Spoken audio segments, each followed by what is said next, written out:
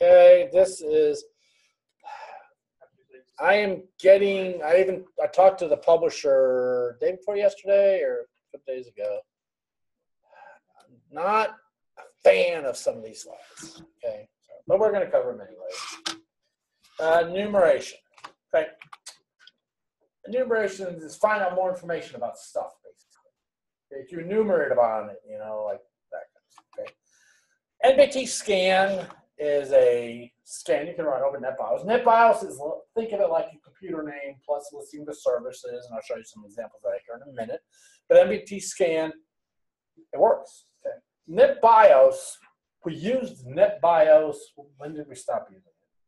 Really, Windows 95 was big on NetBIOS than before, and they kind of switched around the Windows 95 period, where we kind of went over to DNS for it. But prior to Windows 95, and even to Windows 95, you really didn't need DNS for internal network usage. DNS was really more of just internet. So at that point, they kind of switched, okay? So to understand how attackers might gain access to network resource shares, so what people could do with this is try to figure out more about your network. All it really is, okay? Just to find out more. We're going to see a couple different things we can do, okay? I'm not going to go through all these, but they talk about different operating systems. If you don't know what they are, you can read them. It's up to you. Okay.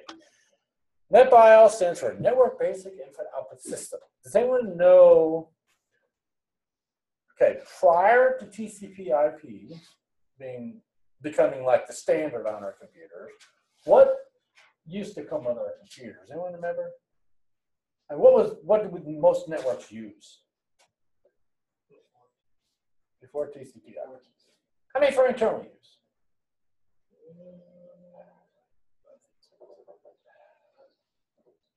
Because it was IPX, SPX for Novell. It wasn't NetBIOS. That's what I'm trying to think of what it was. I don't remember the exact name. But funny story about that. Funny story about different protocols. I took care of actually, a friend of mine took care of a company called Aerospace Reports. They do title searches for aircraft. And he was leaving, so he's like, Ken, I'm going to give you them as a customer. Nobody wanted to help me. Pay me, man, a lot of money.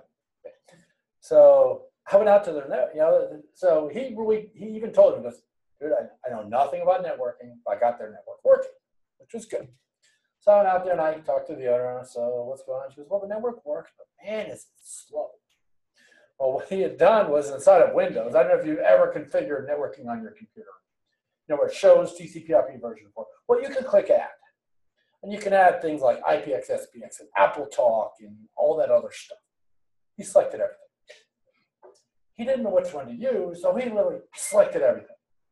So it was running like 12 different protocols. So I went to the owner, I'm like, ooh, I need to delete all this. She's freaking out. She's like, whoa, whoa, whoa, whoa, whoa. It's working. It's a little slow, but it works. I'm like, trust me, I'm going to delete everything but one. She's like, I don't know about that. So this was kind of my interview for the job kind of day. You know, very first time I met them. So I literally delete everything but TCP/IP, and I do it to the other machines in the room. Oh my God, the network sped up like, you know, like crazy. And she's like, oh, you're hired instantly. But the fact is, NetBIOS has been around for so long, not really needed anymore, but it's still there. Part of the thing it does, which we'll see on some examples, is it tells the network what this machine has to offer. Hey, I'm a workstation. I have files to share, that kind of stuff. Okay, that's what it does for us. It announces on the network. If you ever, like say you have a machine and you literally just plug another machine, even without an IP address, you can pick up broadcast using Wireshark.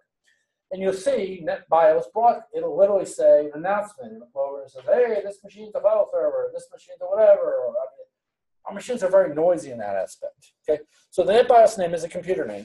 You're limited to 16 characters. Although I have been able to put in more. It was like Windows NT4, I think, would actually take longer names. But it's weird. Okay. Names cannot conflict. And here are some of the basics and the suffixes, and I'm going to talk more about those in a second. And if you need to, it says you do not need to memorize, don't memorize any of the suffixes. Okay. but they really just tell you what it's doing. Okay, null sessions is an unauthenticated computer on the network. In other words, no one really knows it's there. Doesn't have any login information on it. And now they're going to start talking about some of the different tools, and I'm going to show you a couple of examples of those. It's still here. It's disabled on server 2003, and it says it's not available. So, but you know, you can still turn it back on. NBT stat is probably one of the most popular. I can show you an example of it here. Okay, NBT stat, and if I just do -A, or even without the A, it's going to tell you what it needs. So if I give it A, it wants to know an IP address. In this case, I'll give it my office. It's going to come back and tell you what my machine has to offer. Okay. What can I figure out? Let's see, what is one of the servers on campus? I don't know the servers. Hold on. I'm trying to figure out a machine on a server on the campus. Thebes, Thebe. Okay, so let's do.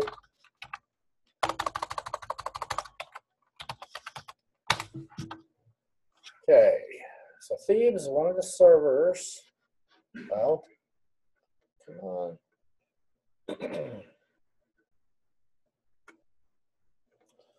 Okay, I didn't learn a lot about anything. But it's running VMware, whatever it is. Okay. I wonder if it's literally an ESX server running a bunch of VMware machines on it. I don't know. Come on. Show me something. Saying nothing on any of them. Why? Hold on. Okay. 10.1.3. Actually, on a Windows network, the name's case does not matter. That's weird because we know the machine's there. I wonder how they're not offering anything. I don't know, but I really don't know. That's weird. Maybe they have nothing to offer. It might be. It literally might be. Okay, but I gave you some examples. Like for my office, this is what I see from this machine. Okay. And this is what I see from my machine. So you can see the difference. And I have two different interfaces on mine. One of them, this one here, happens, I have two network cards. One for the Rose network and one to my Raspberry Pi. Okay. So technically I shouldn't, but I do. And you can actually see both of them listed there. Now, see these service codes, these 20s and the 00 and the 1E and all that. Basically, 00U, which is unique, just says I'm a workstation. So this machine is a workstation. 01U says I have the messenger service on. 01G, which stands for group, is a master browser. We have multiple subnets here. So the master browser basically goes across multiple subnets. Then we have server selections, file server. So what this is doing is it's broadcasting out on the network what I can do. Obviously, I got a file server. I can connect to it. I can share files, you know, that kind of stuff. It performs as a workstation, and I still don't know why those servers didn't show anything. Okay. You don't need to memorize any of that. It's probably on the quiz. Probably on the quiz. So here's the example they give you. The quiz is all random anyway. So. Okay. NetView is another command. NetView shows you what's on the network, and I think I gave you an example of that, didn't I? Oh, there it is. Okay. I know there's some. That's why I give you some of mine. Okay. So NetView, I did NetView of, from my office, I did of this machine. It basically tells me there's no entries on the list, which means there's no network shares available. So then I did Jairus's machine. And it comes up and tells me, hey, there's 3 different shares on the network. So those 3 shares are listed right there. Now, let me run that command from right here now toward my office. Okay. So if I go NetView ES-104-01, no entries on the list. So does that mean I have no shares? None that are visible. Because watch here, if I go here and I go BS-104-01, it comes up and says there's no shares. Okay, but I know for a fact I can connect to this. I can connect to $H and see all my files. Because any share with a dollar sign in it makes it a hidden share. Okay, a hidden share. It's there. It just doesn't. It's not broadcast. Yes. On the command line one, can you do the $- or the $H sign as You know, well? let me try. I don't know. I've never tried. No. Because yeah, what it does is, actually, let me see. Here's a good example of what it does. So I'm going to go back to here. I'm going to go to my R drive. Okay. Under R drive, I'm going to go to administrative, then CIT. No, I don't want to go there. I'm going to go right here. I can see all them chairs. Y'all see that? I can see Arlene Haynes, Amanda Foote, so on and so forth. Art Zenner. Do I really need to be seeing their stuff? And I can go in here to the K-Dewey share and see all my stuff. But I'm going to try to go into Arlene's. Can't see it. So if I don't have access to it, why can't I see the darn thing? Why are they making it visible to me? Well, but if she wants you to be able to see it, so y'all don't have to go back and forth and it's already there. But she could share it with me. Would that be the case? She could. It's just, I don't know. I don't like making shares that are visible that people don't have access to, at least the personal folders. Because just by looking at this, I can see, oh, we have a Zenner on campus. Well, he's old, he left. Okay. We have E. Dewey, she left as well. So I can see that, I'm learning information about employees here on campus. They should have removed those. They should. They should have. And they should have also, I just think it'd be better if some of them were, especially personal. Those are personal stuff. Okay. Not really, well, what it is we get an allocation on a network that I can share a file and I can get to it from any machine, which is what people use it for. I just, so that just picks this. So why PYXIS? So if I did NetView PYXIS, I should see it. Oh, so maybe it is. Hold on. So, okay. I swear I typed that before, didn't I? Let's go back a few. Yeah. Oh, that was ping. You did NetStat. Oh, that's okay. I didn't do NetView. Okay. Yeah, it literally comes up here and tells me what all these shares are. Tells me which ones are mapped to certain letters. Okay. Special disks for the MagicNet user to run the MagicNet software. Nice to know. There's a share for the ZX3615 to scan to. So just it's, I don't know. I don't know. So NetView shows you what's on the network. And a lot of times applications that actually use these to find information about stuff on the network. Okay. All right, so those you can download and buy them. You should learn how to take advantage of the tools, blah, blah, blah. Some will come with Windows, some of them are, those are the ones built into Windows, and they work fine. Okay. There's other ones, Don't Sec. It's not free, but you can download that and use it. I know it's for Windows, but I think there's also a Linux version. I'm not positive on that one. Okay. You can see permissions, you can see all that kind of stuff. Right. So it does give you a little more information there.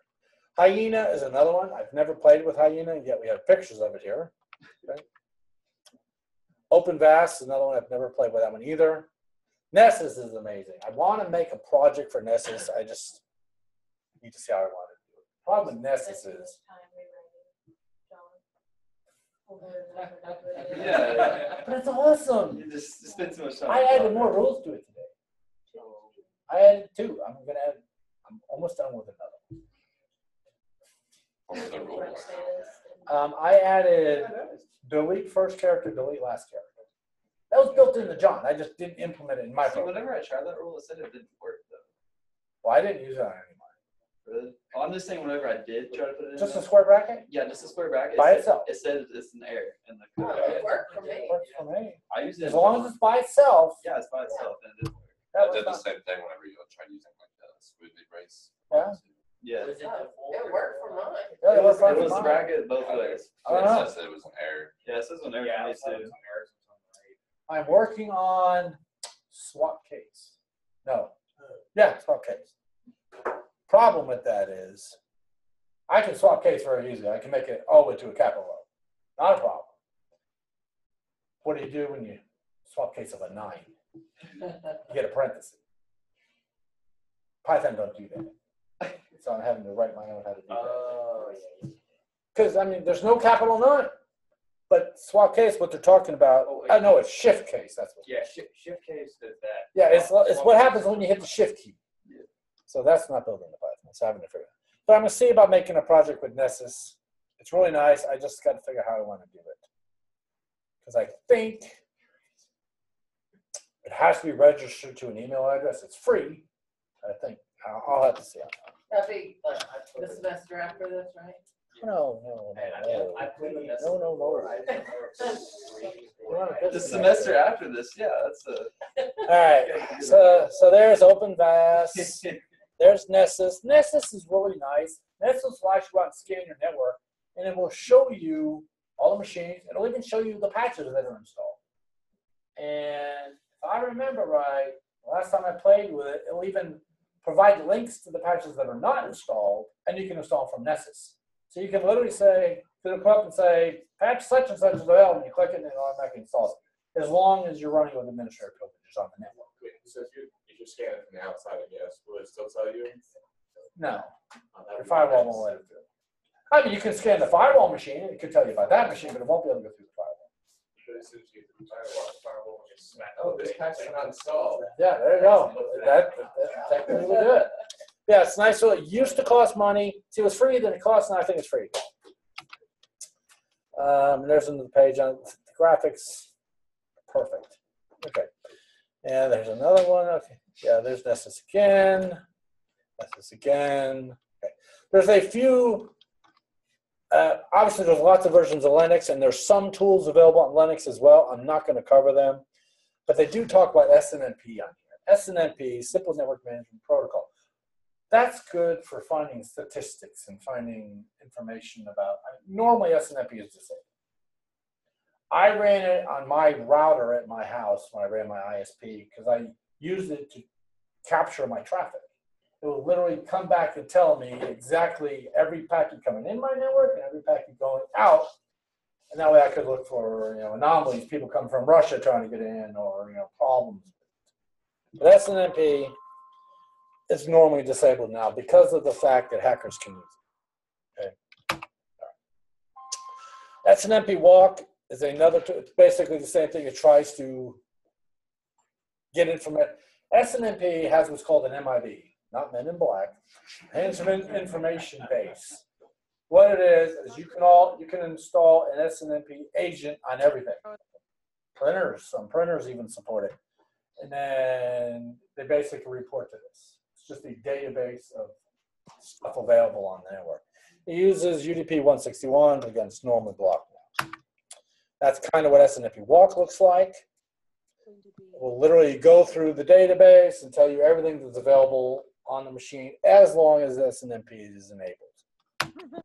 Okay. Okay. Nessus also works on Linux. Got my card. There you go. And Nmap, we know what Nmap is already, so we're not going to cover that one. Finger's old, but it still does work. Just it's not great. Somebody who's never heard of Finger before. It's really a tool. Yes, it really is.